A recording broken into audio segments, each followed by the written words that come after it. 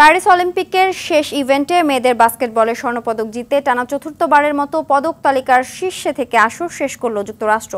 আসর জুড়ে 40টি স্বর্ণপদক, 44টি রৌপ্য ও 42টি ব্রোঞ্জ সহ মোট 126টি পদক জিতেছে দেশটি।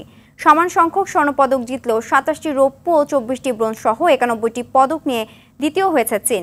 20টি স্বর্ণপদক সহ মোট 45টি পদক নিয়ে তৃতীয় হয়েছে জাপান।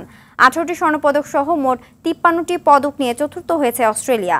আসর জুড়ে 16টি স্বর্ণপদক সহ 64টি পদক নিয়ে স্বাগতিক ফ্রান্সে আসরের ইতি টেনেছে পঞ্চম স্থানে থেকে।